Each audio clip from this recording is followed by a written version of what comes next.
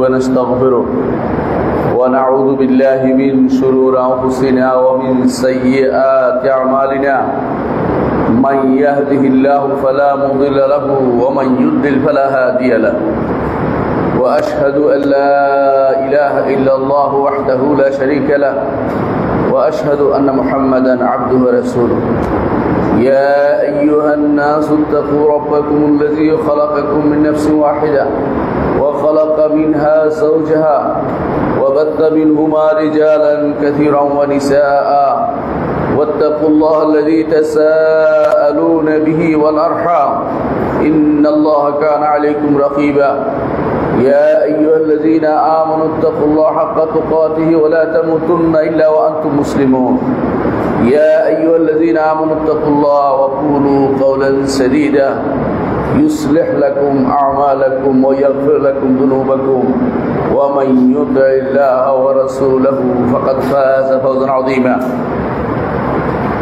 أما بعد فإن أصدق الحديث كتاب الله وخير الهدي هدي محمد صلى الله عليه وسلم وشر الأمور محدثاتها وكل محدثة بدعة وكل بدعة ضلالة وكل ضلالة في النار أيها الناس اتقوا الله فإن الله عز وجل أمركم بالتقوى واعلموا أن الله عز وجل لا يدخل جنته إلا من اتقى فقال تعالى تلك الجنة التي نورث من عبادنا من كان تقيا সম্মানিত মুসল্লিয়ানে কেরাম, আমি আমার নিজেকে আপনাদেরকে আল্লাহ তাকওয়া অবলম্বন করে অনুরোধ জানাচ্ছি।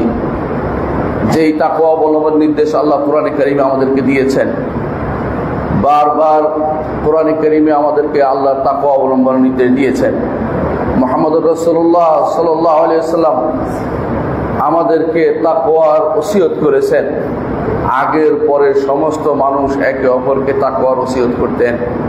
সেই তাকওয়াটা কি জিনিস সেটা আমাদেরকে জানা দরকার। তাকওয়ার এক নম্বর কাজ হচ্ছে আল্লাহর সাথে কাউকে শরীক না করা। তাকওয়ার এক নম্বর কাজ হচ্ছে আল্লাহর সাথে কাউকে শরীক না করা। তাকওয়ার দ্বিতীয় কাজ হচ্ছে আল্লাহর নির্দেশ প্রতিপালন করা। তাকওয়ার তিন নম্বর কাজ হচ্ছে আল্লাহর নিষিদ্ধ জায়গায় নিজেকে না নেয়া। আর চার নম্বর কাজ হচ্ছে যত মুস্তাহাব আমল সেগুলি করা। এসবই তাকওয়ার অন্তর্ভুক্ত। একজন মানুষ তাকওয়ার অধিকারী হতে পারলে সেই ব্যক্তি জান্নাতে যেতে পারবে। আল্লাহ তাআলা ঘোষণা করেছেন, এই জান্নাত আমরা ওয়ারিশ করব তাদেরকে যারা মুত্তাকি হবে। যতক্ষণ পর্যন্ত একজন মানুষ তাকওয়ার অধিকারী না হবে ততক্ষণ কেউ জান্নাতে যেতে পারবে না। জান্নাতে যাওয়ার জন্য তাকওয়া খুবই জরুরি। যত ময়লা আবর্জনা দুনিয়াতে আমি অর্জন করেছি, গুনাহ করেছি, এগুলো যদি কোনো শিরকের নিম্ন পর্যায়ের হয় তাহলে জাহান্নামের আগুনে পুড়ে বিভিন্নভাবে নবী রাসূলদের সুপারিশ পেয়ে তারপরে যখন এগুলি থেকে মুক্ত হতে পারবেন তখন ওই জান্নাতে যেতে পারবেন।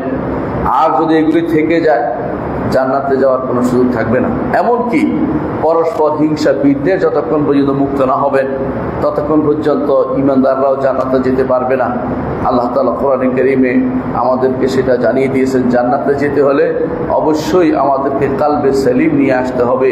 ইল্লা মান আতাল্লাহ বিকালবিন সালিম, যতক্ষণ পর্যন্ত নিরোগ আত্মা না নিয়ে আসবেন জান্নাতে যাওয়ার কোনো সুযোগ থাকবে না। এই জন্য ফুলসিরাত পার হওয়ার পরেও কান্তরা একটা জায়গা আছে যেখানে আটকে দেয়া হবে। পরস্পর অন্তরের ভিতরে যে সমস্ত রোগ আছে সেগুলি থেকেও মুক্ত করে দেয় একেবারে খাঁটি হৃদয়ে জান্নাতে প্রবেশ করতে হবে। জান্নাতে যখন ঢুকবে তখন অন্তরের মধ্যে কোনো রকম হিংসা বিদ্বেষ থাকতে পারবে না। এই জন্য আল্লাহ তাআলা কোরআনে কারীমে বলেছেন, ওয়া নাযা'না মা ফি সুদুরিহিম মিন গিল্লিন, তাদের অন্তরে যে সমস্ত হিংসা বিদ্বেষ আছে এগুলিকে বের করে একেবারে খাঁটি না করা পর্যন্ত জান্নাতে কাউকে আল্লাহ তাআলা ঢুকতে দিবেন না। জান্নাত পবিত্র ভূমি, সেখানে পবিত্র মানুষরাই প্রবেশ করবে। পবিত্র আমল নিয়ে যেতে হবে। কোনো রকমের ভুল আমল নিয়ে জান্নাতে যেতে পারবেন না। ভুল চিন্তাধারা, ভুল আকীদা নিয়ে জান্নাতে যেতে পারবেন না। প্রিয় ভাইয়েরা, মানুষের জীবনের সবচেয়ে বড় গুরুত্বপূর্ণ জায়গা হচ্ছে আকীদা বিশুদ্ধ করা। আকীদা বিশুদ্ধ যদি না হয় আপনার জীবনের কোনো মূল্য নেই। আপনি আর ফেরাউনের সাথে কোনো পার্থক্য হবে না, আপনি আর আবু জাহালের সাথে কোনো পার্থক্য হবে না, আবু লাহাবের সাথে আপনার কোনো পার্থক্য হবে না। আবু লাহাবের দোষ কি ছিল? রসুলের চাচা ছিলেন, রসুলের চাচা ছিলেন। এমনকি আবু লাহাব রসুলের জন্মের কথা শুনে খুশিও হয়েছিলেন, আপনারা জানেন, কিন্তু জান্নাতে যেতে পারেন নাই।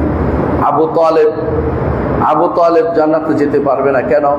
কারণ ঈমান আনে নাই, আকীদা বিশুদ্ধ হয় না, এই জন্য জান্নাতে যেতে পারবে না। অথচ রাসূলুল্লাহ সাল্লাল্লাহু আলাইহি ওয়াসাল্লামের জন্য 3টি বছর জেল খাটছে, কিন্তু জান্নাতে যেতে পারবে না, কারণ আকীদা বিশুদ্ধ হয়নি। আকীদা বিশুদ্ধ এত গুরুত্বপূর্ণ জিনিস যে এর উপরে দিন নির্ভর করছে, পুরো দিনটা এর উপর নির্ভর করছে।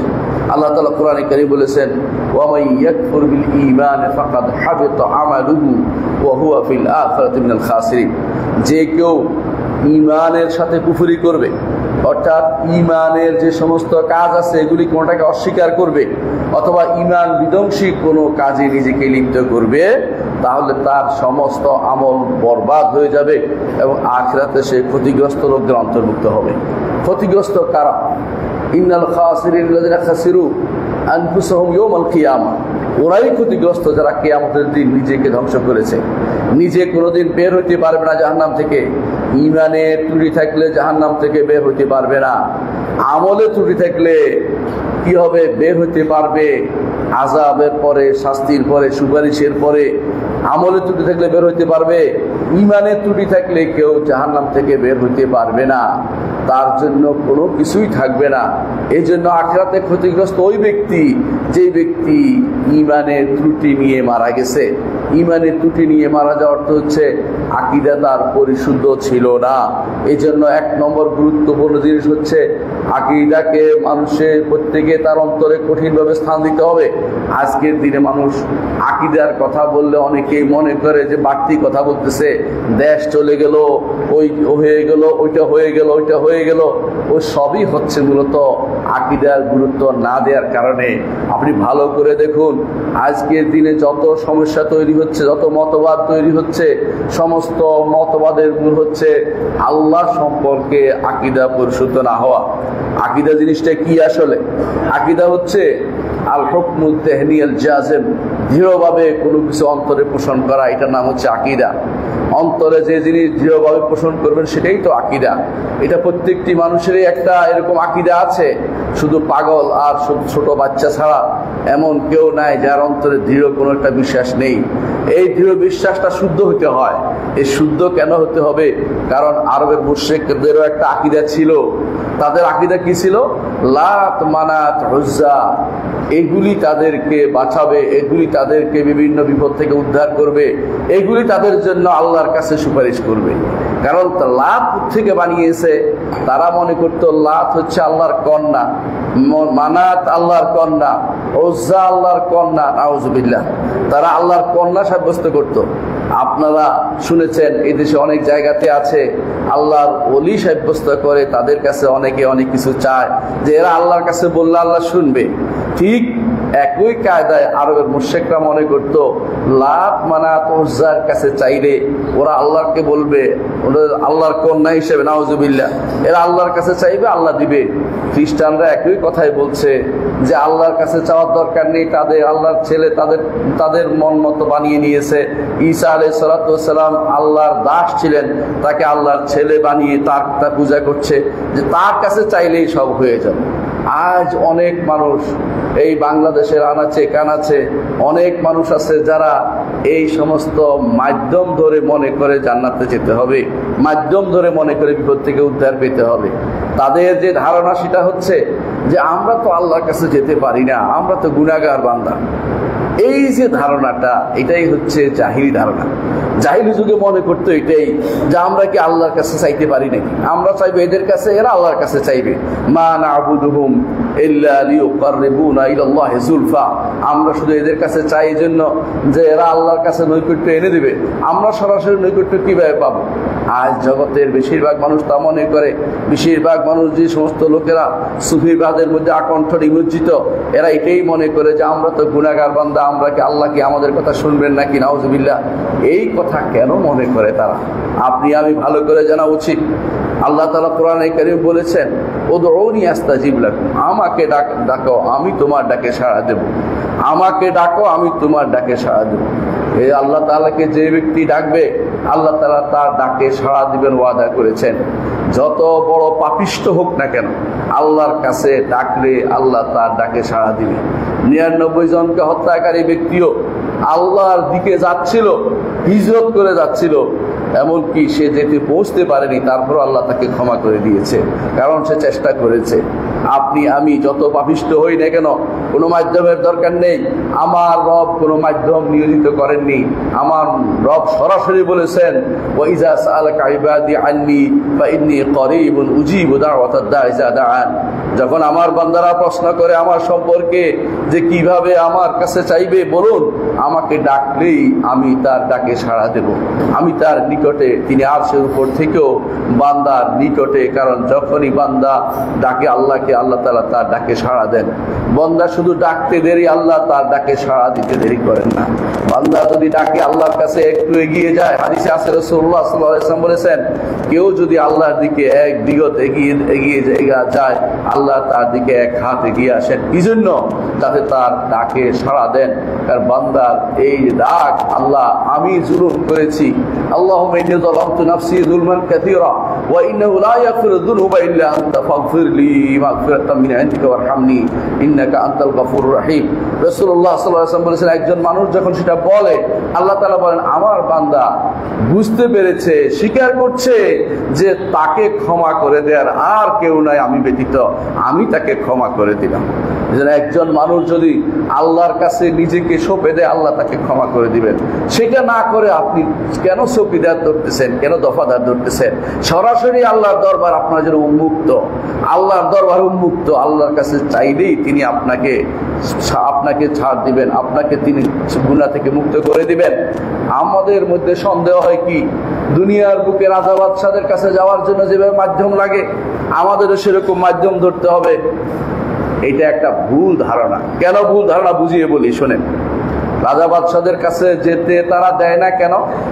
এক নম্বর হচ্ছে, তারা নিজেরা আপনার অভাব সম্পর্কে জানে না। ওই মাধ্যম দিয়ে বলাইতে হয় যে উনি একটা বিপদে আছে, ওনার সমস্যাটা এই, একজনে যে কানে কানে বলবে, আরে তিনি মনে মনে অনুমোদন করবে। আল্লাহ তাআলা এ থেকে মুক্ত, তিনি বান্দার অন্তরে কি আছে সেটা জানেন। ইয়ালামুস সিররা ওয়া আখফা, যেটা সির গোপন জিনিস জানেন, গোপনের চেয়ে গোপন এখনো আসেনি, সেটাও আমার রব্বুল আলামিন জানেন। আপনার যাবতীয় অবস্থা তিনি পুরোপূর্ণভাবে ওয়াকিফাল, তিনি জানেন আপনার কি অবস্থা আছে। আপনি শুধু ডাকলেই হবে, তিনি আপনার ডাকে সাড়া দিবেন। দুনিয়ার বুকে ইতিপূর্বে যারাই গুনাহ করেছে, যারাই কোনো না কোনো কিছু অপরাধ করেছে, আল্লাহকে ডেকেছে, আল্লাহকে ডেকে তারা সে আল্লাহর কাছ থেকে গুনাহ ক্ষমা করে নিতে পেরেছে। ইতিপূর্বে যারাই কোনো কিছু চেয়েছে, নবীরা চেয়েছে, চিন্তা করে দেখেন, যখনই চেয়েছে তখন আল্লাহর কাছে চেয়েছে। কি বলেছেন? বলেছেন ইজনাদা রাব্বাহু নিদান খাফিয়া। জাকারিয়া আলাইহিস সালাতু ওয়াস সালাম তার রবের কাছে চেয়েছেন নিদান খাফিয়া, খুবই গোপনে, কিছু কেউ শুনতেও পায় না, নিজে নিজে চাইছেন আল্লাহর কাছে। আল্লাহ তাআলা সেটা কোরআনে উল্লেখ করে দিয়েছেন এবং সেটাকে স্থায়ী করে দিয়েছেন এবং বলেছেন যে এটা এইভাবে চাইতে হয়। তিনি চেয়েছেন যে রব্বি ইন্নী ওয়াহানাল আযমু মিন্নী ওয়াশতাআলা রাসু শাইবা, আল্লাহ আমার হাড়গুলি নরম হয়ে গেছে, চুলগুলি সাদা হয়ে গেছে। ওয়াশতাআলা রাসু শাইবা ওয়ালাম আকুম বিদুআইকা রাব্বি শাকিয়া, আপনাকে ডেকে আমি কোন হতভাগা হইনি। আমি চাচ্ছি আল্লাহ আমাকে একটা সন্তান দিন, যেই সন্তান এই হবে ইয়ারিসুনি ওয়া ইয়ারিসু মিন আলি ইয়াকুবা ওয়াজআলহু রাব্বি রাদিয়া, এবং সে হবে ওয়ারিস হবে, আমার ওয়ারিস হবে, আল ইয়াকুবের ওয়ারিস হবে, এবং সে সন্তোষভাজন হবে। চেয়েছেন, আল্লাহ দিয়েও দিয়েছেন। আপনি কি চিন্তা করেছেন? একজন নারী চেয়েছে, একজন নারী চেয়েছে, আল্লাহ তাকেও দিয়ে দিয়েছেন। সে নারী হান্না বিনতে ফাকুস, সে মারিয়ামের মা, তিনি যখন তার সন্তান পেটে আসে, তিনি দোয়া করেন, আল্লাহ আমাকে একটা সন্তান দিন, আমাকে এই সন্তানকে দিন, যাতে আমি এই সন্তানকে বাইতুল মাকদিসের খেদমতে রাখতে পারি। দেখলেন যে মেয়ে এসেছে, তিনি বলে যে মেয়ে আসলো, এটা কিভাবে খেদমতে নিয়োজিত করব? কিন্তু আল্লাহর ইচ্ছা পূর্ণ করবেন তিনি। ওয়ালাইসা যাকারু কাল উনসা, এই নারীর চেয়ে পুরুষ কোনদিন উত্তম হইতে পারে না। এই নারী ছিল সিদ্দিকা, আল্লাহর নির্দেশে যথাযথ বিশ্বাস স্থাপনকারী নারী। এই জন্য আল্লাহ তাআলার ডাকে সাড়া দেন। আল্লাহ তাআলা যখনই কেউ ডাকে, আল্লাহ তাআলা তার ডাকে সাড়া দেন, কিন্তু অন্তর থেকে বিশ্বাসের তাকে ডাকতে হবে। যারা মনে করছে যে আল্লাহর কাছে কি আমি যেতে পারি, আমার তো মাধ্যম ধরতেই হবে, তাদেরকে বলি আল্লাহর কাছে যাওয়ার জন্য আল্লাহ উন্মুক্ত করে দিয়েছেন। রাতের অন্ধকারে যখন শেষ রাত্রে একাকী হয়, তখন তিনি আসেন, নিকটতম আসমানে নেমে এসে বলতে থাকেন, হাল মিন মুস্তাগফিরিন ফাগফির লাহ, এমন কেউ কি আছে যে আমার কাছে ক্ষমা চাইবে, আমি তাকে ক্ষমা করে দেব। এমন কেউ কি আছে যে আমার কাছে কিছু চাইবে, আমি তাকে দেব। এমন কেউ কি আছে যে আমার কাছে দোয়া করবে, আমি তার দোয়া কবুল করব। তিনি ডাকছেন আর আপনি ঘুমিয়ে আছেন। তিনি ডাকছেন, আপনি বলবেন না চাওয়া যাবে না, তার কাছে না, আমি বরং অমুককে ধরে আনি, অমুকের মাধ্যম ধরি। এই মাধ্যম আমাদের শিরকের ভিতরে লিপ্ত করেছে। বিশ্বাস করুন, যাদেরকে আপনি মাধ্যম ধরছেন তারাও আল্লাহর কাছে যেতে হবে, তাদেরকেও, তারাও আল্লাহর বান্দা, তারাও আল্লাহর দাস, তাদেরকেও হিসাব দিয়ে করতে হবে। এমন কেউ নাই যে আল্লাহর সামনে সেদিন দাঁড়িয়ে কথা বলবে। প্রত্যেকে সেদিন ফালা তাসমাউ ইল্লা হামসা, শুধুমাত্র ক্ষীণ স্বর শুনতে পাবেন। আদম থেকে শুরু করে শেষ ব্যক্তি পর্যন্ত কোনো ব্যক্তি সেদিন কথা বলতে সক্ষম হবে না, যতক্ষণ পর্যন্ত আল্লাহ তাআলা অনুমতি না দিবেন। সুতরাং আল্লাহর কাছে সরাসরি তিনি চাইতে বলছেন, আপনি কেন ঘুরে এদিক সেদিক যাচ্ছেন? সরাসরি তার কাছে চাইবেন, এটাই আল্লাহ তাআলার নির্দেশ, এটাই হচ্ছে সঠিক কাজ। এর বাইরে অন্য এদিক সেদিক তাকাবেন, এদিক সেদিক দৌড়াবেন, এটা ভুল পথ ছাড়া কিছুই নয়। রাজা বাদশারা আপনাকে দিতে চায় না। এক নম্বর কাছে আপনার অভাব জানেন না, এই জন্য দেন না। দুই নম্বর, রাজা বাদশারা আপনাকে দিতে চায় না, দিলে তার ভান্ডার ফুরিয়ে যাবে। আল্লাহর ভান্ডার তো ফুরিয়ে যাবে না, আল্লাহ আপনাকে যত চান তত দেন। মাল্লাম ইয়াসআলিল্লাহ ইয়াগদাব আলাইহি, কেউ যদি আল্লাহর কাছে না চায়, আল্লাহ তার উপর রাগ করেন। চাইলে তিনি খুশি হন। দুনিয়ার মানুষ চাইলে রাগ করে যে আমাকে দেখলো আর কাউকে দেখলো না, আমার কাছে শুধুমাত্র বারবার চায়, কতদিন চায়, প্রতিদিন আসে কেন? আল্লাহ তাআলা যত চান তত খুশি হন, যে আমার কাছে চাও, ওদরুনি, আমার কাছে চাও, আমার কাছে চাও। রাসূল শিখিয়ে দিয়েছেন যে সাআলতা ফাসআলিল্লাহ, যখন চাইবে একমাত্র আল্লাহর কাছে চাইবে। ওয়াইজা আস্তাআনতা ফাস্তাইন বিল্লাহ, যখন সাহায্য চাইবে আল্লাহর কাছে, আল্লাহ সাহায্য নিবে, আর কারো কেউ তোমাকে সাহায্য করতে পারবে না। শত মানুষ চেষ্টা করলো, রাসূল বলেছেন দুনিয়ার সমস্ত মানুষ একত্রিত হলো, তোমার কোনো উপকার করতে পারবে না। আল্লাহ যেটা মঞ্জুর করেছেন সেটা ব্যতীত। আর দুনিয়ার সমস্ত মানুষ তোমার ক্ষতি করতে চাইলো, আল্লাহ যদি সেটা ক্ষতি মঞ্জুর না করেন, তারা তোমার কোনো ক্ষতি করতে পারবে না।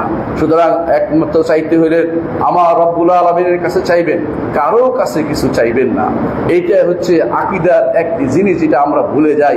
এটাই হচ্ছে আকীদা, যে আমার রব্বুল আলামিনের কাছে আমাকে ধর্ণা দিতে হবে।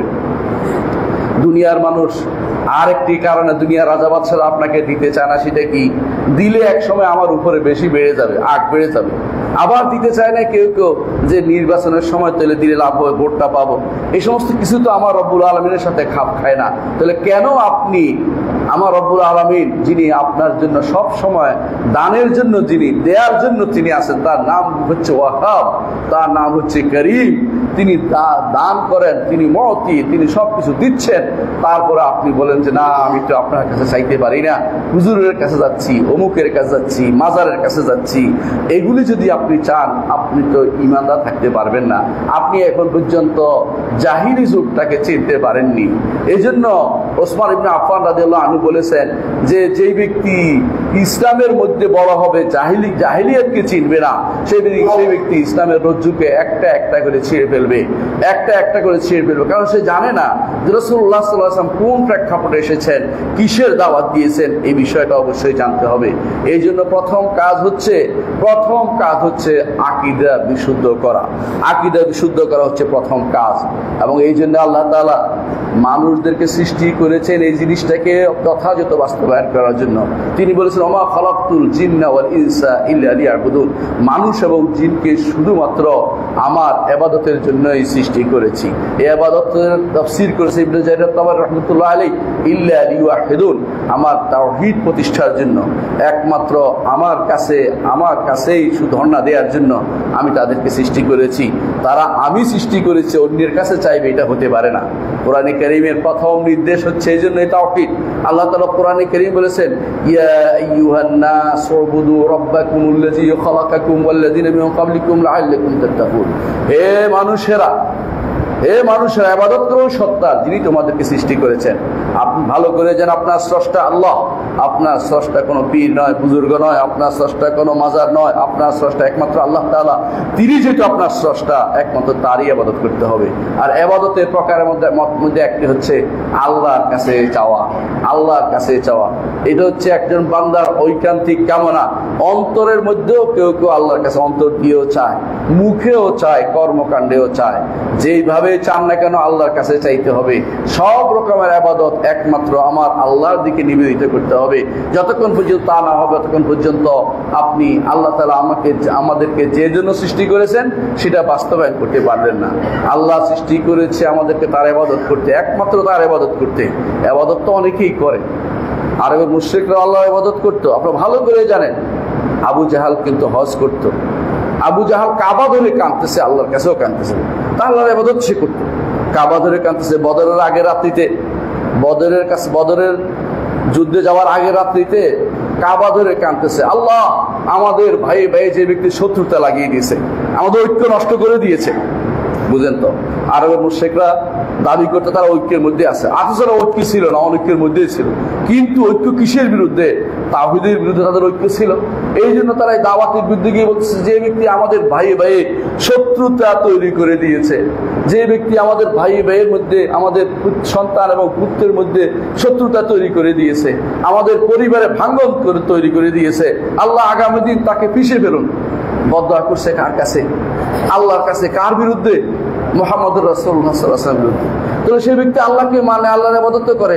সমস্যা হচ্ছে হুবলকে কাঁধে নিয়ে চলে গেছে যুদ্ধের ময়দানে, এবং বলতেছে ও হুবলের জয়ধ্বনি হোক বলতেছিল, কিন্তু আবার আল্লাহর কাছেও চাচ্ছে। এই দুইটা একসাথে চলতে পারে না। এই দিন হচ্ছে আবু জাহালের দিন। আবু জাহালের দিনের দুইটা একসাথে চলে, আল্লাহর দিন ইসলামের দুইটা একসাথে চলে না। কারণ ইসলাম হচ্ছে আল ইসতিসলাম লিল্লাহি বিত্তাওহীদ, তাওহীদ নিয়ে আল্লাহর কাছে আত্মসমর্পণ, ওয়াল ইনকিয়াদ লাহু বিত্তাআ, আনুগত্য ডালা মেলে দিতে হবে, ওয়াল বারাআতু মিনাশ শিরকি ওয়া আহলিহি, শিরক এবং মুশরিকদের থেকে নিজেকে বিমুক্ত ঘোষণা করতে হবে। তিনটি জিনিস না হলে কেউ মুসলিম হতে পারে না। মুসলিম হওয়ার জন্য তিনটি জিনিস মুখস্থ করে নেবে। এক নম্বর হচ্ছে তাওহীদ নিয়ে আল্লাহর কাছে আত্মসমর্পণ। দ্বিতীয় হচ্ছে আনুগত্য, আল্লাহর নির্দেশের কাছে, নিষেধের কাছে, তার নির্দেশ নিষেধকে মানার জন্য, আনুগত্য করার জন্য নিজেকে একেবারে পরিপূর্ণভাবে প্রস্তুত করে নিতে হবে যে আল্লাহর নির্দেশ মেনে চলবো, নিষেধ পরিত্যাগ করে চলবো। আর তিন নম্বর হচ্ছে যে সমস্ত শিরক এবং মুশরিকদের থেকে নিজেকে বিমুক্ত ঘোষণা করব, তাদের সাথে আমার কোনো সম্পর্ক থাকতে পারবে না। এটা শিক্ষা দিয়েছেন ইব্রাহিম আলাইহিস সালাতু ওয়াস সালাম। তিনি প্রথম মুসলিম হিসাবে, তিনি প্রথম মুসলিম নাম ঘোষণা করেছেন। সেই হিসাবে তিনি প্রথম ঘোষণা দিয়েছেন যে কোরআনে কারীম আল্লাহ তাআলা আমাদেরকে জানিয়ে দিয়েছেন, তিনি বলছেন যে ইন্নী ওয়াজ্জাহতু ওয়াজহিয়া লিল্লাযী ফাতারাস সামাওয়াতি ওয়াল আরদি হানিফান ওয়া মা আনা মিনাল মুশরিকিন। ইন্নী ওয়াজ্জাহতু ওয়াজহিয়া লিল্লাযী ফাতারাস সামাওয়াতি ওয়াল আরদি হানিফান ওয়া মা আনা মিনাল মুশরিকিন। আমি আমার চেহারাকে একমাত্র আমার রব্বুল আলামিনের দিকে ফিরাচ্ছি, যিনি আসমান এবং জমিন সৃষ্টি করেছেন, এবং আমি তার দিকে একান্তভাবে তার দিকেই আমি প্রত্যাবর্তন করছি। আমি মুশরিকদের সাথে কোনো সম্পর্ক নাই।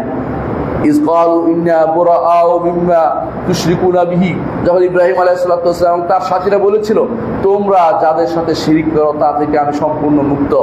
ঈমানদার হতে হলে সবার সাথে সম্পর্ক আপনার চলবে না।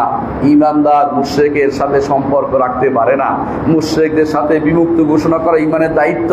যদি আপনি মনে করেন যে এই কথা বললে তো মন খারাপ হয়ে যাবে, এই কথা বললে তো ছেলে রাগ হয়ে যাবে, এই কথা বললে তো বাবা রাগ করে ফেলবে, তাহলে আপনি কিন্তু এখন পর্যন্ত ঈমানের স্বাদ পাননি। মুহাম্মদ রাসূলুল্লাহ সাল্লাল্লাহু আলাইহি ওয়াসাল্লাম বলেছেন যে ব্যক্তি, সেই ব্যক্তি ঈমানের স্বাদ পেয়েছে যে ব্যক্তি ইসলাম গ্রহণ করার পরে কুফরের দিকে ফিরে যাওয়াকে তেমনি ভয় করে, যেমনি একজন মানুষ আগুনে নিক্ষিপ্ত হওয়াকে ভয় করে, সেরকম ভয় করে, সেরকম ভয় আপনার থাকা উচিত। আমরা অতি বিনা কষ্টে পেয়ে গেছি ইসলাম, এই জন্য আমরা ইসলামের দরদ বুঝিনি। যারা ইসলামকে গ্রহণ করে নিয়েছে নতুন করে, তারা বুঝে ইসলাম কি জিনিস। আপনারা অনেকেই বাবা মুসলিম ছিল বলে ছেলে মুসলিম হয়েছি, এই জন্য অনেক সময় ইসলামের মর্যাদা আমরা বুঝতে পারিনি।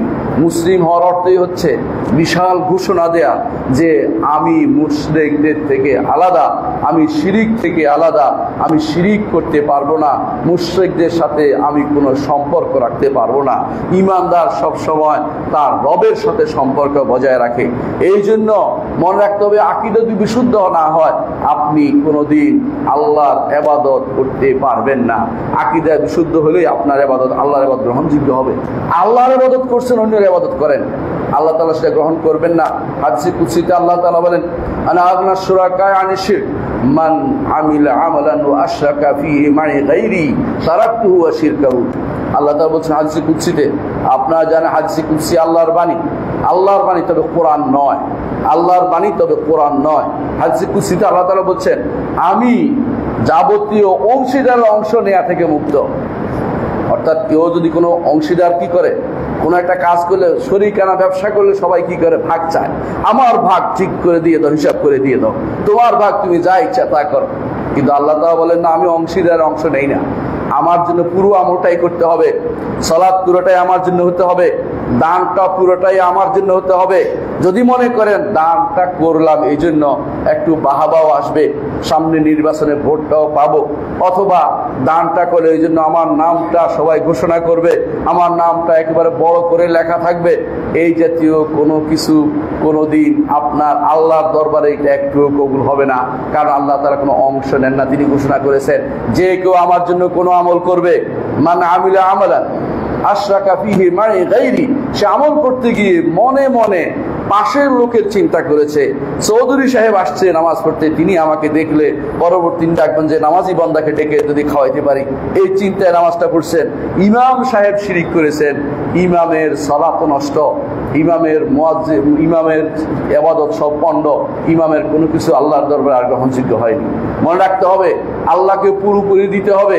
যখনই অন্তরে এরকম কোনো শোনানোর চিন্তা আসবে, দেখানোর চিন্তা আসবে, আল্লাহর কথা স্মরণ করবেন যে আমি দেখানোর জন্য করছি না, আমি আমার রবকে খুশি করার জন্য করছি।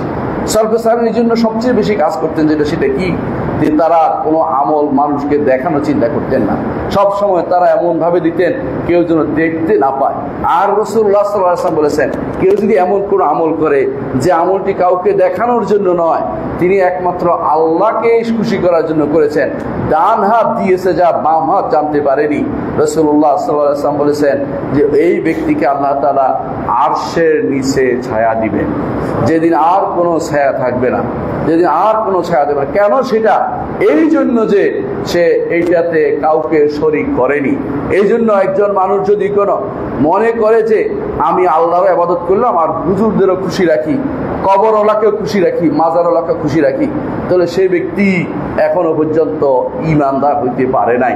কবরওয়ালা মাজারওয়ালা আপনার কোনো উপকার করতে পারবে না। মরে যাওয়ার পরে তার সবচেয়ে কঠিন কষ্টের মধ্যে সে আছে।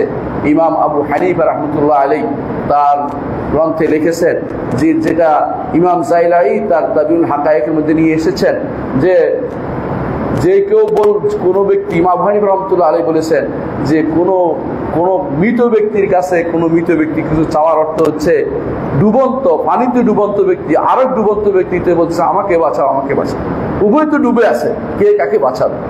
এর অর্থ আবু হানিফা রাহমাতুল্লাহ আলাইহি কঠিনভাবে সাবধান করে গেছে ইতিপূর্বে আমাদেরকে, কারণ তিনি আকীদার উপর অত্যন্ত শক্তিশালী মানুষ ছিলেন, শক্তিশালী গুরুত্বপূর্ণ ব্যক্তি ছিলেন।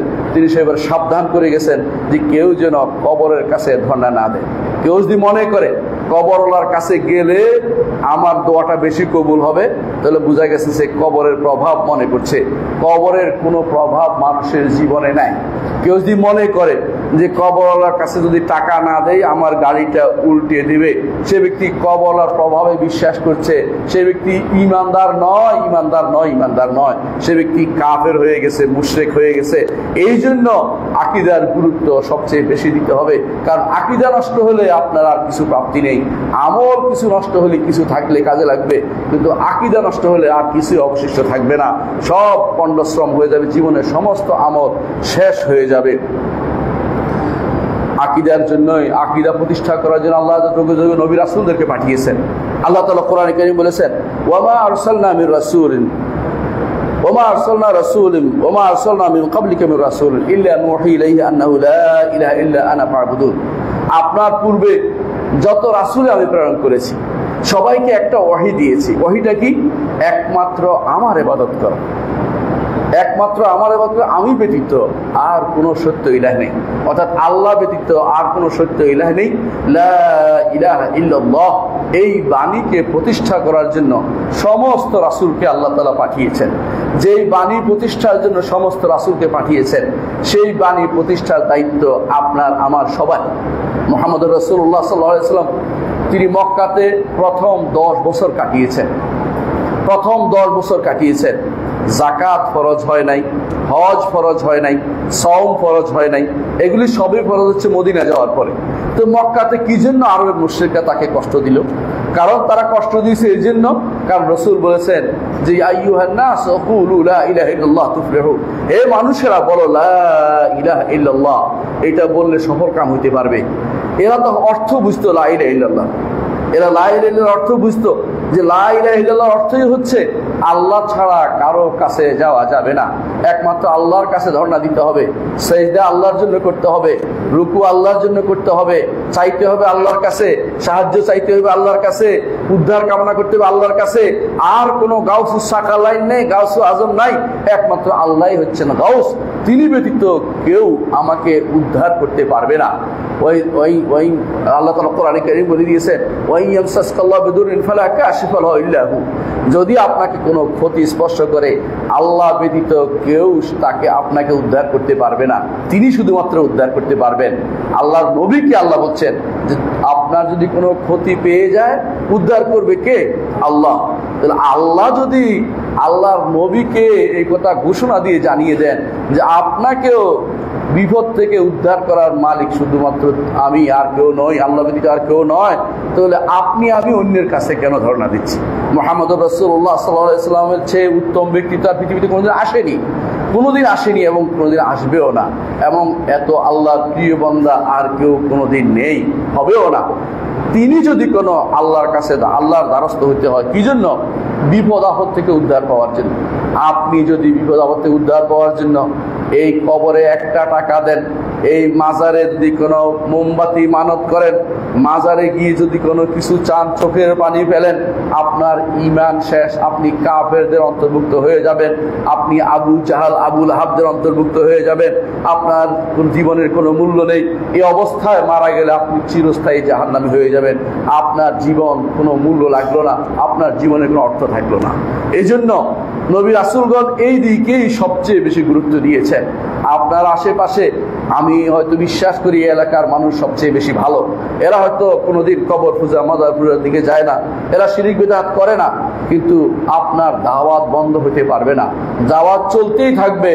আপনি জানেন মুহাম্মদুর রাসূলুল্লাহ সাল্লাল্লাহু আলাইহি ওয়াসাল্লাম জীবনের শেষ মুহূর্ত, যখন তার দুনিয়া থেকে চলে যাওয়ার শেষ মুহূর্ত, মুআয ইবনে জাবাল রাদিয়াল্লাহু আনহুকে তিনি ইয়ামানে পাঠাচ্ছিলেন। কোথায় পাঠাচ্ছিলেন? ইয়ামানে পাঠাচ্ছিলেন। ইয়ামান দেশে পাঠাচ্ছিলেন দাওয়াতের জন্য। তিনি তখন বলেছেন, মুআয তুমি হয়তো এসে আমাকে দ্বিতীয়বার পাবে না। ঠিকই, মুআয এসে আর রাসূলুল্লাহ সাল্লাল্লাহু আলাইহি ওয়াসাল্লাম জীবিত পাননি। সেই সময় তিনি একই কথা বলেছেন। অনেকে বলে আপনি তো মক্কি জিন্দেগিতে আছেন, না মাদানী জিন্দেগিতে আছি। মাদানী জিন্দেগির কথাই বলছি। রাসূলুল্লাহ সাল্লাল্লাহু আলাইহি ওয়াসাল্লাম মদিনার শেষ জীবনের শেষ মুহূর্ত, যার পরে তিনি দুনিয়া থেকে চলে গেছেন, হজের পরে তিনি মুআয ইবনে জাবাল রাদিয়াল্লাহু আনহুকে ইয়ামানে পাঠিয়েছেন। বিদায় হজের পরে যাওয়ার সময় বলে দিয়েছেন, তুমি হয়তো এসে আমাকে পাবে না, তুমি যে এই কাজটি করবে তা হচ্ছে প্রথম যে দাওয়াত দিবে সেটা হচ্ছে আল্লাহ ইলাহা ইল্লাল্লাহ, আল্লাহ ব্যতীত আর কোনো ইলাহ নেই, এই দাওয়াতই প্রথম দিবে। এই জন্য তাওহীদের দাওয়াত প্রথম দিতে হবে, বিশুদ্ধ আকীদার দাওয়াত প্রথম দিতে হবে, ঈমানের দাওয়াত প্রথম দিতে হবে। ঈমান যদি বিশুদ্ধ না হয়, দুনিয়ার আমল করে আপনার কোনো লাভ হবে না, কারণ আমল করবেন সেগুলি উড়ে চলে যাবে, সেগুলি থাকবে না। আল্লাহ তাআলা কোরআনে কারীমে এই জন্য বলেছেন ওয়া কাদিমনা ইলা মা আমিলু মিন আমালিন ফাজআলনাহু হাবা'আন মানথুরা। তারা যে সমস্ত আমল করেছে এগুলি যে অগ্রসর হয়ে আমি এগুলিকে বিক্ষিপ্ত ধূলিকণায় রূপান্তরিত করব। আল্লাহ তাআলা কোরআনে কারীমে আরো বলেছেন, কোরআনে কারীম বলেছেন যে কোরআনে কারীমে আল্লাহ তাআলা আরো বলেছেন যে এই যে আমিলাতুন নাসিবা, অনেক মানুষ আছে কাজ করে সারা দিন ইবাদত করে, সারা রাত ইবাদত করে, ইবাদত যত আছে সবগুলি করে, কিন্তু অন্তরে বিশ্বাস হচ্ছে রাসূল গায়েব জানে, বাস আমলের আর কোনো এক পয়সা মূল্য থাকতো না। রাসূলকে আল্লাহ যেটা জানিয়েছেন এর বাইরে অতিরিক্ত গায়েবের খবর রাসূল কিছুই জানেন না। গায়েবের মালিক একমাত্র আল্লাহ রাব্বুল আলামিন, তিনি ব্যতীত কেউ গায়েব জানে না। কোনো ওলি আল্লাহ গায়েব জানে না। ওলি আল্লাহর কবরের কাছে আপনি যে দাঁড়িয়ে আছেন ওলি আল্লাহ জানতে পারে না, তার সেই ক্ষমতা নেই। আল্লাহ যদি কাউকে জানিয়ে দেন সেটা ভিন্ন কথা। আপনার কোনো সংবাদ ওলি আল্লাহর কাছে পৌঁছে না, আপনার কোনো আরজি কোনো নবীর কাছেও পৌঁছে না, কোনো ওলির কাছেও পৌঁছে না, কোনো কারো কাছে পৌঁছে না। আপনি মনে করেছেন মৃত্যুর পরে তাদের কাছে আপনার বাক্য পৌঁছছে, মোটেই পৌঁছে না। আপনি যে আশায় বসে আছেন আপনি তো শিরকে লিপ্ত হয়ে গেছেন। আপনি কি জানেন আপনি কত বড় শিরকের মধ্যে আছেন? এই জন্য নবী রাসূলগণ সবচেয়ে বেশি সময় দিতেন এই তাওহীদের মধ্যে। এমনকি নবী রাসূলরা কোনো কারণে নিজেদের মধ্যে তথাকথিত ঐক্যের চিন্তা করেননি।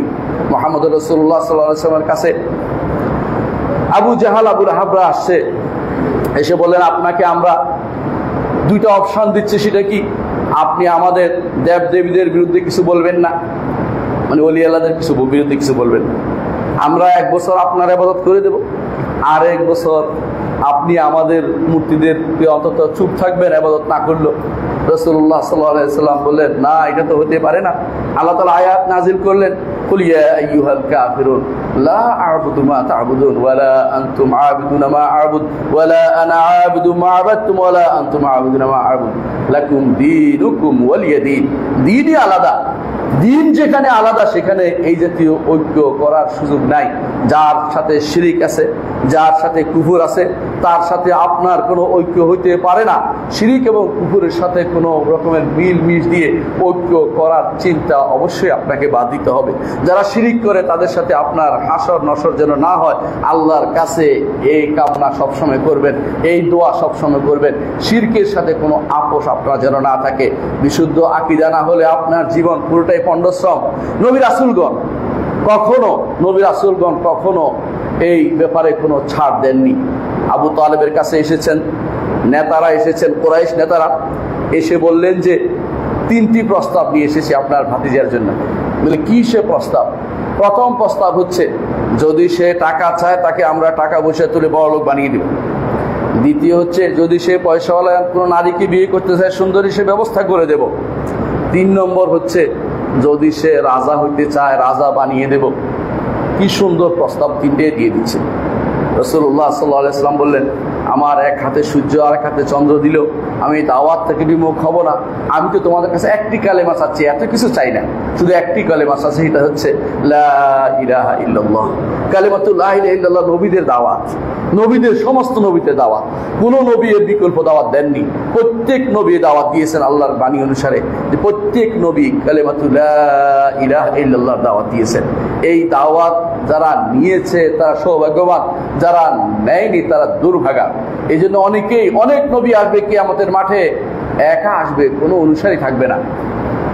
ছাড় দিলে, আকীদায় ছাড় দিলে অনেক অনুসারী পাওয়া যায়, আকীদায় ছাড় দিলে অনেক অনুসারী পাওয়া যায়, মানহাজে ছাড় দিলে অনেক বন্ধু বান্ধব জুটে, কিন্তু এই জায়গায় একটু শক্ত থাকলে অনেক বন্ধু বান্ধব দূরে চলে যায়। কিন্তু দূরে চলে গেলেও কোনো দায়ীর কোনো ক্ষতি হয় না, দাওয়াত দাতার কোনো ক্ষতি হয় না। হাসরের মাঠে কোনো নবী আসবেন, একা আসবেন, কেউ থাকবে না তার অনুসারী।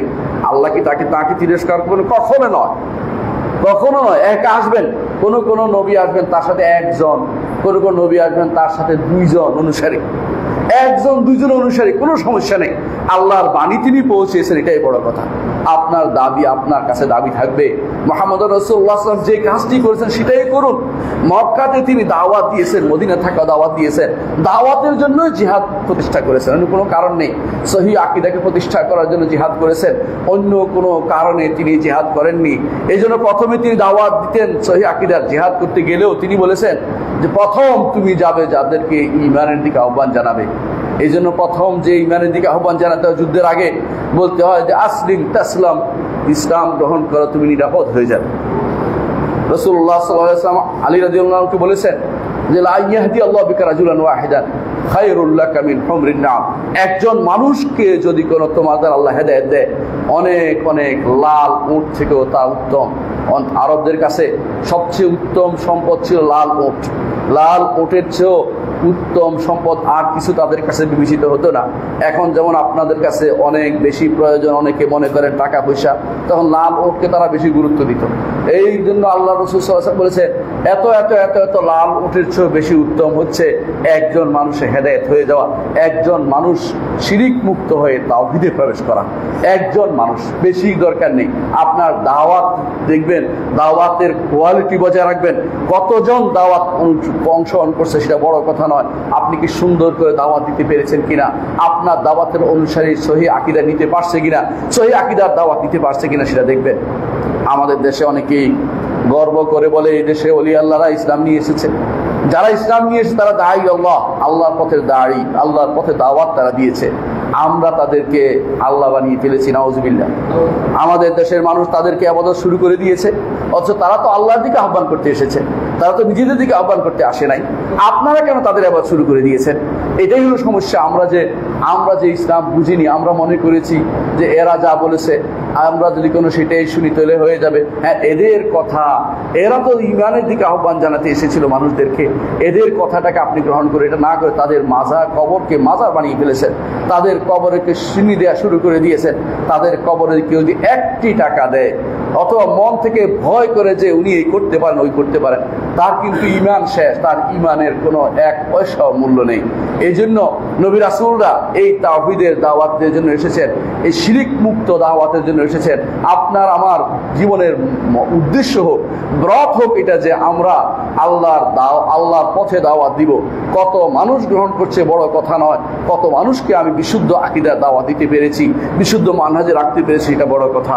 আপনারা কম হতে পারেন, সংখ্যায় কম হতে পারেন, কিন্তু কোনোভাবেই নিজেকে হীনমন্যতায় ভোগার কোনো সুযোগ নেই। হীনমন্যতায় ভুগবেন না, সংখ্যায় কম হতে পারে। আল্লাহ তাআলা বলছেন ওয়ালা তাহিনু ওয়ালা তাহজানু ওয়া আনতুমুল আ'লাউনা ইন কুনতুম মুমিনিন। যদি সত্যিকার ঈমানদার হও তাহলে পেরেশান হওয়ার কোনো কারণ নেই, কোনো অপমানিত বোধ করার কোনো কারণ নেই। ঈমান যদি আপনার থাকে, আপনি সেই নবী রাসূলদের দলে, যাদের দলে থাকলে আপনি হেদায়েতের পথে আছেন বলে আল্লাহ তাআলা ঘোষণা করেছেন। ফাউলাইকা মা'আল্লাযীনা আন'আমা আল্লাহু আলাইহিম মিনান নাবিয়্যিন ওয়াস-সিদ্দীকিন ওয়াশ-শুহাদা ওয়াস-সালিহিন। এই জন্য নবী রাসূলদের পথে আমাদেরকে থাকতে হবে।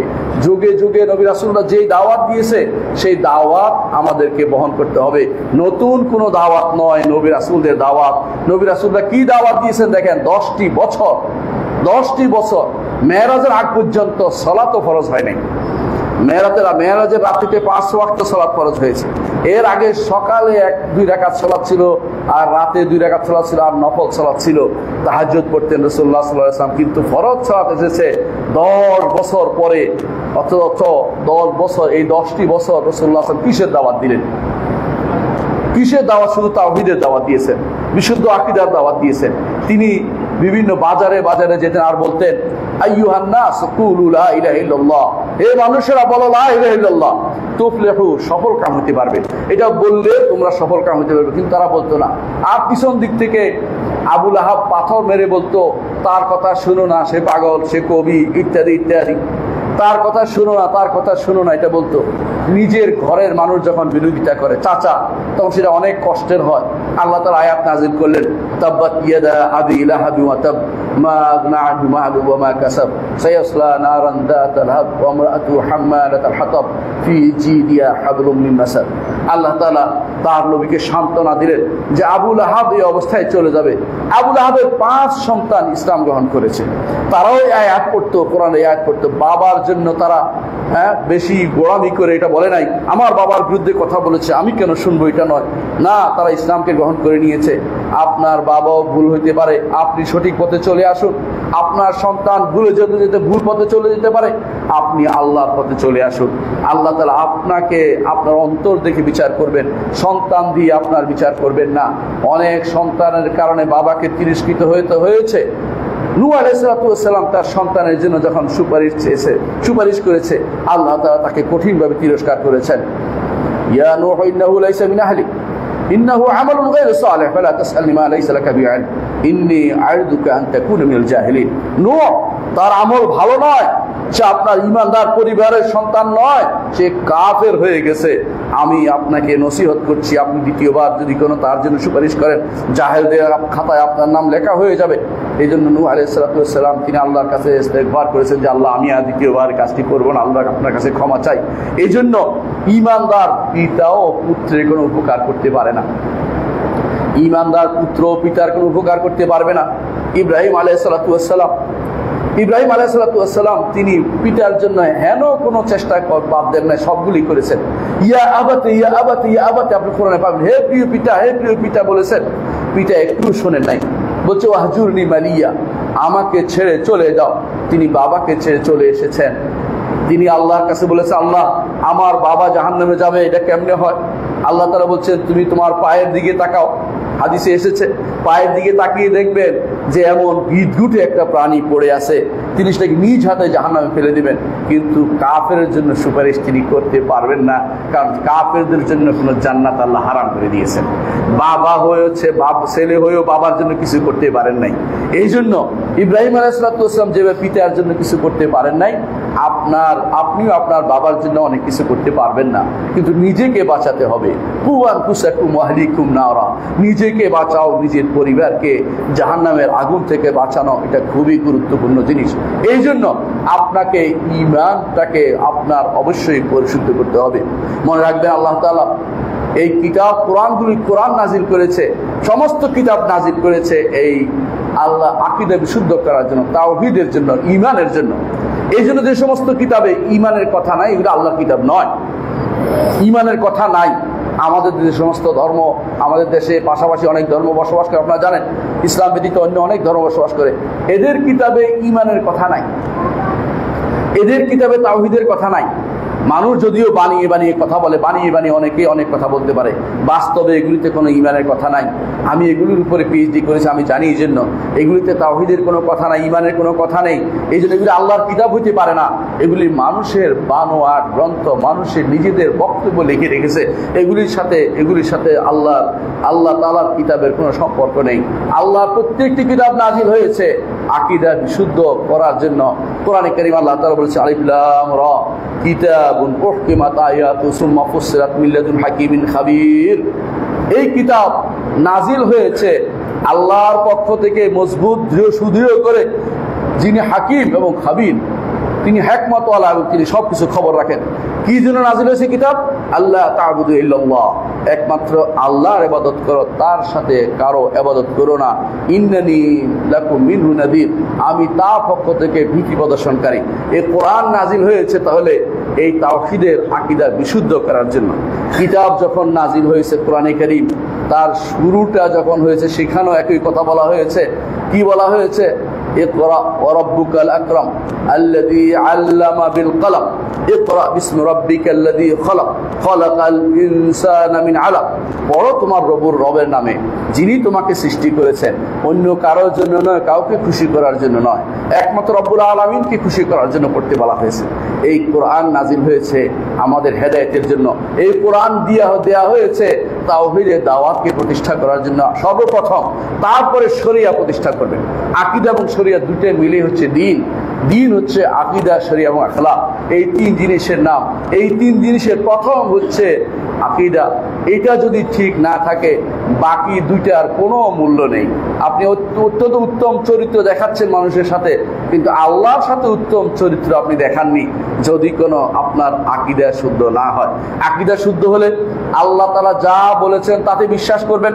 আকীদা শুদ্ধ হলে আল্লাহ তাআলা যা নির্দেশ দিয়েছেন তা মেনে চলবেন। আকীদা শুদ্ধ হলে আল্লাহ যা নিষেধ করেছে তা পরিত্যাগ করবেন। আর আকীদা যদি শুদ্ধ না হয় তাহলে আপনি কোনোদিন এগুলি করবেন না। মানুষের সাথে যত উত্তম ব্যবহারই করেন না কেন, সেগুলি আল্লাহর দরবারে কোনো মূল্য নেই। আল্লাহর দরবারে সেটা কোনো সামান্যতম মূল্য থাকবে না। এই জন্য প্রথম যে কাজটি করা দরকার, আমাদেরকে আকীদা বিশুদ্ধ করে যেতে হবে।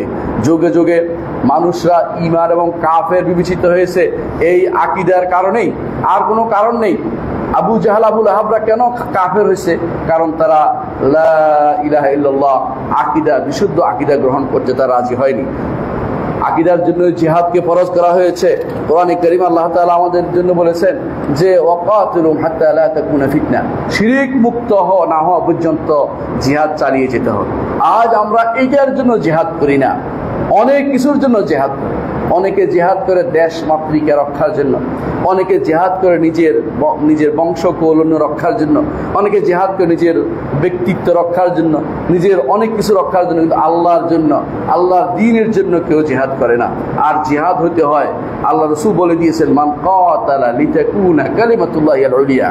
জিহাদ হবে শুধুমাত্র ওই ব্যক্তিরটা জিহাদ হবে যে ব্যক্তি কালিমাতুল লা ইলাহা ইল্লাল্লাহকে বুলন্দ করার জন্য জিহাদ করছে। আমরা তো লা ইলাহা ইল্লাল্লাহর অর্থই অনেকে বুঝি না। অনেকে মনে করে লা ইলাহা ইল্লাল্লাহর অর্থ হচ্ছে আল্লাহ ছাড়া কোনো সার্বভৌমত্বের অধিকারী কেউ নেই, আল্লাহ ছাড়া কোনো আইনদাতা নেই, বিধানদাতা নেই, আল্লাহ ছাড়া। এগুলি তো আগাম কথা। লা ইলাহা ইল্লাল্লাহর পরের কথা সেটা হচ্ছে আমি আল্লাহ ছাড়া কারোর জন্য কিছু করি না। আমি কি করি এটা হচ্ছে ইলাহ, মাবুদ। ইলাহ শব্দ হচ্ছে মাবুদ, আমার উপাস্য একমাত্র আল্লাহ তাআলা, আমার ইবাদত একমাত্র তার দিকে যাবে। ইন্না সালাতি ওয়া নুসুকি ওয়া মাহইয়ায়া ওয়া মামাতি লিল্লাহি রাব্বিল আলামিন লা শারীকা লাহু ওয়া বিযালিকা উমিরতু ওয়া আনা আউয়ালুল মুসলিমিন। যেভাবে ইব্রাহিম আলাইহিস সালাম শিক্ষা দিয়েছেন সেভাবে যে আমার জীবনের সমস্ত কর্মকাণ্ড এক আল্লাহমুখী হবে, এটাই হচ্ছে লা ইলাহা ইল্লাল্লাহর অর্থ। এইটা নয় যে আল্লাহ এটা দিয়েছেন ওইটা দিয়েছেন, এটা তো রুবুবিয়তের অর্থ, এটা রব। ইলাহ অর্থ হচ্ছে আমার থেকে আল্লাহর জন্যই সব কাজ হবে, আমি যা করব আল্লাহর সন্তুষ্টির জন্য করব। রব হচ্ছে তিনি কি দিয়েছেন স্বীকৃতি দেব, তিনি আমাকে জীবন দিয়েছেন, মৃত্যু দিয়েছেন, তিনি আমাকে রিজিক দিয়েছেন, তিনি আমাকে সন্তান দিয়েছেন, তিনি আমাকে সুস্থতা দিয়েছেন। এগুলো হচ্ছে রুবুবিয়তের অংশ। আর ইলাহ অর্থ, লা ইলাহা ইল্লাল্লাহ অর্থ হচ্ছে আমি আল্লাহর জন্য সবকিছু করব, আমি ইবাদত আল্লাহর জন্য করব, আমি চাইবো আল্লাহর কাছে, আমি সাহায্য চাইবো আল্লাহর কাছে। এইটা যদি কোনো না হয়, আমি যদি ভয় করি আল্লাহকে ভয় করব, আমি যদি কোনো আশা করি আল্লাহর কাছে আশা করব, আমি যদি ভরসা করি আল্লাহর উপরেই ভরসা করব, এইটা যদি ঠিক না হয় তাহলে লা ইলাহা ইল্লাল্লাহ অর্থ আপনি বুঝেননি। লা ইলাহা মুখে বলেন কিন্তু অন্তরের বিরোধিতা করেন। আরবের মুশরিকরা এবং আমাদের মধ্যে লা ইলাহা ইল্লাল্লাহর পার্থক্যটা কি বুঝেন? আরবের মুশরিকরা লা ইলাহা ইল্লাল্লাহর অর্থ বুঝতো। কি বলেছে? আজাল আলিহাতা ইলাহা ওয়াহিদা ইন্না হাযা লাশাইউন উজাব। সমস্ত মাবুদদেরকে এক মাবুদ বানিয়ে দিল। এটা বড় আশ্চর্য কথা। সমস্ত ওলি আল্লাহদেরকে বাদ দিয়ে শুধু একজনের কথা শুনতে হবে কেন? এটা হলো তাদের কথা। তারা বুঝছে লা ইলাহা ইল্লাল্লাহর অর্থ হচ্ছে আমি আর কারো কাছে ধর্ণা দিতে পারবো না, কারো কাছে কিছু চাইতে পারবো না, কাউকে বেশি ভালোবাসতে পারবো না, কারো কাছে আমি আশা করতে পারবো না, কারো উপরে ভরসা করতে পারবো না, কাউকে ডাকতে পারবো না, কারোর কাছে উদ্ধার কামনা করতে পারবো না। এটা ঠিকই বুঝছে, এই জন্য তারা বলতে চাইতো না। কিন্তু আমরা লা ইলাহা ইল্লাল্লাহ বলি। লা ইলাহা ইল্লাল্লাহ বলতে বলতে কখনো কখনো আমরা লাফিয়ে লাফিয়ে উপরের দিকে উঠি, কিন্তু আবার আমরা ওই পীরের দরবারে ধর্ণা দেই, পীরের কাছে চাই। আবার ওলি আল্লাহর নাম দিয়ে তাদের কাছে কাউকে গাউস নাম দিচ্ছে, কাউকে কুতুব, কাউকে আবদাল, কাউকে ওকাবা, কাউকে নোতাবা, ওজাদা, নোতাবা, দুনিয়ার সব নাম দিয়ে তাদেরকে ডাকছি। অনেকেই মনে করে গাউস সাকালাইন, আব্দুল কাদের জিলানী রহমতুল্লাহ আলাইহি, তিনি কি গাউস সাকালাইন? নিঃসন্দেহে তিনি একজন আল্লাহর নেক বান্দা ছিলেন বলে আমরা ঈমান রাখি। আমরা এতটুকু ঈমান রাখি, কিন্তু জান্নাতি বলার ক্ষমতা আমাদের নাই, কারণ নবী রাসূলরা বলেন, নবী বলে দেন নাই। কিন্তু তিনি নেককার বান্দা ছিলেন বলে আমরা ঈমান রাখি। তার বাহ্যিক যত আমল ছিল, তার কিতাব ছিল, সবগুলি ভালো, কিন্তু তাই বলে তাকে গাউস বলে ফেলবেন, মহা উদ্ধারকারী? গাউসে আজম অর্থ মহা উদ্ধারকারী, যেখানে উদ্ধার করার মালিক হচ্ছে একমাত্র আল্লাহ তাআলা। তিনি ব্যতীত কেউ আপনাকে বিপদ থেকে উদ্ধার করতে পারবে না। সেখানে আপনি যদি কোনো তাকে বলেন মহা উদ্ধারকারী, আপনার ঈমান কোথায় থাকবে আপনি কি চিন্তা করে দেখেছেন? এটা কখনো হতে পারে না। এই জন্য অনেক মানুষ আজ আশেপাশে অনেক জায়গাতে এইভাবে ছোট ছোট গাউস বানিয়ে, গাউসের কুতুব বানিয়ে রাখছেন এবং লেখে গাউসে সামদানি, কুতুবে রব্বানি, এই জাতীয় কথাগুলো যারা লেখেন তারা সবাই কিন্তু না জেনে শিরকে লিপ্ত রয়েছেন। অনেকে হয়তো অর্থ বুঝেন না বলে শিরকে লিপ্ত রয়েছেন, কিন্তু অর্থ বুঝলে আপনিও বলতেন না যে আল্লাহর জন্য তোর কি অবশিষ্ট রেখেছি। অনেকে মনে করে কুতুব মানে হচ্ছে জগতের বিভিন্ন প্রান্তে বিভিন্ন লোকেরা রয়েছে, তারা বিভিন্ন সময়ে আমাকে বিপদের আপদে সাড়া দিবে। এগুলি সবই কিন্তু ঈমান বিরোধী কথা। এগুলি যদি থাকে আপনি সঙ্গে সঙ্গে ঈমান চলে গেছে। আপনি আর আবু জাহালের মধ্যে কোনো পার্থক্য নেই, আপনি আর ফেরাউনের মধ্যে কোনো পার্থক্য নেই। একজন মানুষ কখনো এই জাতীয় কোনো কিছু চাইতে পারে না। আকুলু কাউলি হাযা ওয়া আস্তাগফিরুল্লাহ লি ওয়া লাকুম ওয়া লিসাইরিল মুসলিমিন ফাস্তাগফিরু ইন্নাহু হুয়াল গাফুরুর রাহিম।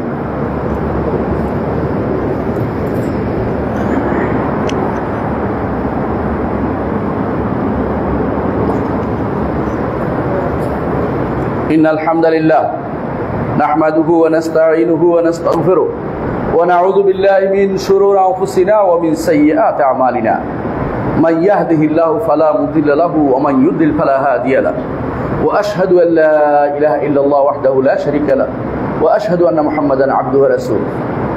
সম্মানিত মুসলিয়ান কিরাম, বলছিলাম তাওহীদের গুরুত্বের বিষয়টি। মুহাম্মদুর রাসূলুল্লাহ সাল্লাল্লাহু আলাইহি ওয়াসাল্লাম তাওহীদের গুরুত্ব উপলব্ধি করে তিনি আমাদেরকে এমন সব কাজ কর্ম আমাদেরকে দিয়েছেন, এমন সব জিকির আমাদের করতে বলেছেন যেগুলো তাওহীদকে প্রতিষ্ঠা করে। চিন্তা করে দেখুন, যদি আপনি আয়াতুল কুরসিতে চিন্তা করেন, আপনাদের কাছে অনুরোধ থাকবে আয়াতুল কুরসি একটু বাসায় গিয়ে পড়বেন। যে কোনো তাফসীর থেকে পড়েন, ইবনে কাসির থেকে পড়েন, অথবা আমার তাফসীর যদি থাকে কারো কাছে পড়ে দেখবেন। আয়াতুল কুরসির তাফসীর পড়ে আপনি বুঝবেন যে আল্লাহ ছাড়া কারো কাছে যাওয়া যাবে না, একমাত্র আল্লাহর কাছে যেতে হবে।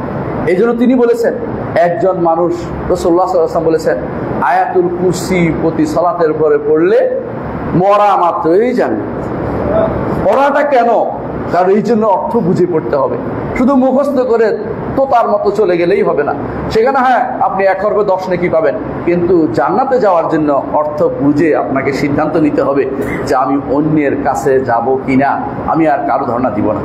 চিন্তা করে দেখুন, মুহাম্মদুর রাসূলুল্লাহ সাল্লাল্লাহু আলাইহি ওয়াসাল্লাম তাওহীদকে প্রতিষ্ঠার জন্য প্রতিদিন ফজরের সালাতে প্রথম দিনের শুরুতে দুইটি রাকাত, ফজরের সালাতের সুন্নতের মধ্যে 2টা সুন্নত দিয়েছেন। প্রথম রাকাতে কুল ইয়া আইয়ুহাল কাফিরুন, এটা তাওহীদুল ইবাদত, যে আল্লাহর জন্য শুধু ইবাদত করুন। আর দ্বিতীয় রাকাতে পড়েন কুল হুয়াল্লাহু আহাদ আল্লাহুস সামাদ, এটা হচ্ছে তাওহীদুর রুবুবিয়্যাহ এবং তাওহীদুল আসমা ওয়া সিফাত। আল্লাহর এই দুটি তাওহীদ দিয়ে আপনাকে প্রথমের দিনের শুরুতে আপনাকে সমস্ত কর্মকাণ্ড শুরু করতে বলা হয়েছে। আবার দেখেন, রাতের বেলা যখন শুইতে যান, বিতিরের সালাতের শেষ 2 রাকাতে কিসে পড়তে হয়? প্রথম রাসূলুল্লাহ সাল্লাল্লাহু আলাইহি ওয়াসাল্লাম প্রথম রাকাতে পড়তেন সাব্বিহ ইসমা রাব্বিকাল আ'লা, দ্বিতীয় রাকাতে পড়তেন কি পড়তেন? কুল ইয়া আইয়ুহাল কাফিরুন। তৃতীয় রাকাতে কি পড়তেন? কুল হুয়াল্লাহু আহাদ। এর অর্থ হচ্ছে যে মৃত্যুর আগে, ঘুম তো একটা মৃত্যু, আল্লাহ কোরআনে বলেছে মৃত্যু ঘুমকে, যে হয়তো জীবিত হতেও পারেন, নাও হতে পারেন। আপনি যেন তাওহীদের উপর মারা যান, তাওহীদের উপর আপনার জীবনটা শেষ হয়, দিনটা শেষ হয়। এই জন্য সেটাকে সেভাবে ফিট করে দিয়েছেন সুন্দর করে, যে আপনি যখন সালাত যখন পড়বেন, যখন আপনি বিতির পড়বেন, তখন শেষ 2 রাকাতে আপনার যেন তাওহীদ দিয়ে শেষ হয়, আকীদা, বিশুদ্ধ আকীদা দিয়ে শেষ হয়। সেটা রাসূলুল্লাহ সাল্লাল্লাহু আলাইহি ওয়াসাল্লাম চেয়েছেন। আর একটি জিনিস খেয়াল করেন, ইমানের বিষয়টা রাসূলুল্লাহ কিভাবে প্রতিষ্ঠা করতে চেয়েছেন। বলছেন, কেউ যদি কোনো সূরা বাকারার শেষ 2টি আয়াত পড়ে, কাফাতাহু, 2টি আয়াত তার জন্য যথেষ্ট হবে। অর্থাৎ এই ব্যক্তি যদি কোনো আমানার রাসূলু বিমা উনজিলা ইলাইহি মির রাব্বিহি থেকে সে যদি কোনো শেষ পর্যন্ত আনসুরনা আলাল কওমিল কাফিরিন পর্যন্ত পড়ে মারাও যায়, সে ব্যক্তি ঈমান নিয়ে মারা গেছে। কারণ ঈমানের প্রত্যেকটা আয়াতের মধ্যে আছে কি আছে? কুল্লুন আমানা বিল্লাহি ওয়া মালাইকাতিহি ওয়া কুতুবিহি ওয়া রুসুলিহি, 4টা জিনিস চলে আসছে। এর বাকিটার মধ্যে আসছে ঈমান বিল কদর, আসছে আখিরাতের কথা আসছে। এরপরে ওয়াইলাইহি মাসির, আল্লাহর কাছে প্রত্যাবর্তনের বিষয়টা। এর অর্থ হচ্ছে ঈমান নিয়ে প্রত্যাবর্তন। এই জন্য আয়াত 2টা আলাদা আবার নাযিল হয়েছে। একবার নাজিল হয়েছে, দ্বিতীয়বার আবার এসেছে। সহিহ হাদিসে এসেছে ফেরেশতারা আবার নিয়ে আসছে যে স্পেশাল একটা গিফট উম্মতে মুহাম্মদের জন্য, যে অন্তত ঘুমানোর আগে এটা পড়ে মারা গেলে তার ঈমান নিয়ে সে কবর যেতে পারবে। মুহাম্মদ রাসূলুল্লাহ সাল্লাল্লাহু আলাইহি ওয়াসাল্লাম জীবনের প্রতিটি মুহূর্ত চেয়েছেন আকীদা দিয়ে আপনাকে বড় করে দিতে, তারবিয়া দিতে। আর যারা আপনাকে চায় না, ভালো চায় না, তারাই শুধুমাত্র আকীদা নিয়ে বিরূপ মন্তব্য করে। আপনি আমি যদি কোনো বিশুদ্ধ আকীদা নিয়ে কবরে যেতে পারি, যদি আমলের ত্রুটিও থাকে, বিশুদ্ধ আকীদার কারণে ওগুলি গুনাহ মাফ হয়ে আল্লাহ তাআলা ইউবাদদিলুল্লাহু সাইয়্যাতিহিম হাসানাত, আপনার গুনাহগুলিকে নেকিতে পরিণত করে দিতে পারেন। আল্লাহু আকবার। সুতরাং আপনি বিশুদ্ধ আকীদা থেকে এক বিন্দু এদিক সেদিক যাবেন না। বিশুদ্ধ আকীদা থেকে এদিক সেদিক যাওয়ার কোনো সুযোগ নেই। আর বিশুদ্ধ আকীদাকে নিয়ন্ত্রণ করে মানহাজ। আমি আমার সময়ের স্বল্পতার কারণে মানহাজ নিয়ে আজকে আলোচনা করলাম না, আরেকদিন ইনশাআল্লাহ আপনার সাথে আপনাদের নিয়ে মানহাজের আলোচনা করব। আল্লাহ ওয়াসাল্লু আলা সাইয়্যিদিল বাশারিয়া মুহাম্মদ ইবনে আব্দুল্লাহ কামা আমাল্লাহু আযজা ওয়া জাল্লা ফি কিতাবিহি ওয়া তান্না বিমালাইকাতিল মুসাব্বিহাতিল কুদসি ওয়া সাল্লাসা বিকুম আইয়ুহাল মুমিনুন ফাকালা তাআলা মুখবিরা ওয়া আমিরা ইন্নাল্লাহা ওয়া মালাইকাতাহু ইউসাল্লুনা আলান নবী ইয়া আইয়ুহাল্লাযিনা আমানু সাল্লু আলাইহি ওয়া সাল্লিমু তাসলিমা ওয়া ক্বালা আন-নাবিয়্যু সাল্লাল্লাহু আলাইহি ওয়াসাল্লাম মান সাল্লা আলাইহি মারাতান সাল্লাল্লাহু আলাইহি ওয়া আশরা আল্লাহুম্মা সাল্লি আলা মুহাম্মদ ওয়া আলা আলি মুহাম্মদ কামা সাল্লাইতা আলা ইব্রাহিম ওয়া আলা আলি ইব্রাহিম ইন্নাকা হামিদুম মাজিদ আল্লাহুম্মা বারিক আলা মুহাম্মদ ওয়া আলা আলি মুহাম্মদ কামা বারাকতা আলা ইব্রাহিম ওয়া আলা আলি ইব্রাহিম ইন্নাকা হামিদুম মাজিদ اللهم ارض عن الخلفاء الراشدين ابي بكر وعمر وعثمان وعلي وعن سائر الصحابه والتابعين رضوان الله عليهم اجمعين اللهم اغفر لنا ولاخواننا الذين سبقونا بالايمان ولا تجعل في قلوبنا غلا للذين امنوا ربنا انك رؤوف رحيم اللهم اغفر لنا اجمعين আল্লাহ আমাদের সবাইকে আপনি ক্ষমা করে দিন। আল্লাহ আমাদেরকে তাওহীদের উপর প্রতিষ্ঠিত রাখুন। আল্লাহ আমাদেরকে বিশুদ্ধ আকীদা নসিব করুন। আল্লাহ আমাদের থেকে শিরক বিদআত দূরে রাখুন। আল্লাহ আমাদের থেকে যাবতীয় ফিতনা দূরে রাখুন। আল্লাহ যাবতীয় ফিতনা আজ আমাদের সমাজের মধ্যে যেভাবে মাথা চায় তা থেকে আমাদেরকে দূরে রাখুন। আল্লাহ জগতের অনেক ফিতনা আমাদের চোখের সামনে আসছে, যে অনেক কিছু সেগুলি থেকে হেফাজত করুন। আল্লাহ যাবতীয় বিপদ আপদ থেকে হেফাজত করুন। আল্লাহ যুদ্ধ থেকে আমাদেরকে বাঁচিয়ে দিন। আল্লাহ কাফেরদের ষড়যন্ত্র থেকে আমাদেরকে বাঁচিয়ে দিন। আল্লাহ